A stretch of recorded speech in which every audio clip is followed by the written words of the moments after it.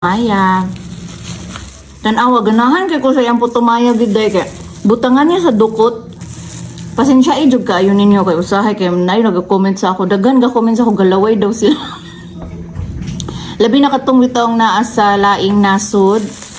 Ma'am, gimingaw na ko ana, ma'am, gimingaw. Sorry kay ha. But anyway, this first bite of putumaya is for you.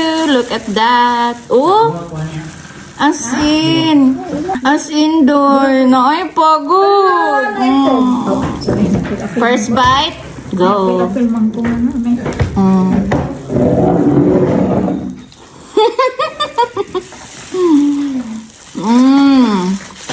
Ami ayang putumaya day kay. Ganahan kong palit ani sa ayang putumaya kay.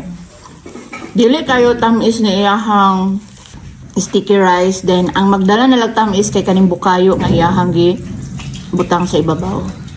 Complement ra sila. Pero ang pinaka-the best yung kinaasiyay pagod. Na ay pagod iyahang butang. Kape! Kape o balita. May pa rin sa kape. Nagpalit pa yun si mamag sweet corn dahil nawa.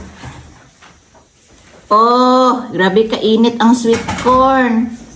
Mag-taste test na sa taani. Ang last but not the least day atong i-taste test day ang bingka. Tanawa ko ng bingka day. Oh, perfect kay na siya day. Oh.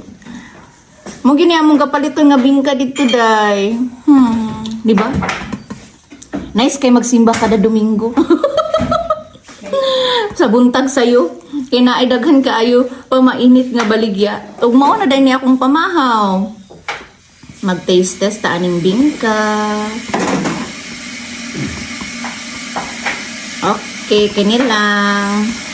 Dipiti ko daghan og kaon day. Mag-taste test ra gid ko, di ba? Pagod is so good. Pagod is so good. Pero sahay ra. Let's eat.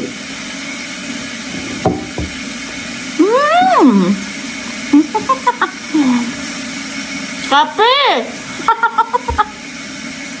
Nag-init pa. Ami ko ayo. Salamat kayo sa pagtanan ninyo sa kong video. Unsa magamping kita kanunay, marotubay. Regards daw ni sila kung kinsay nag gimingaw. Regards daw ni sila.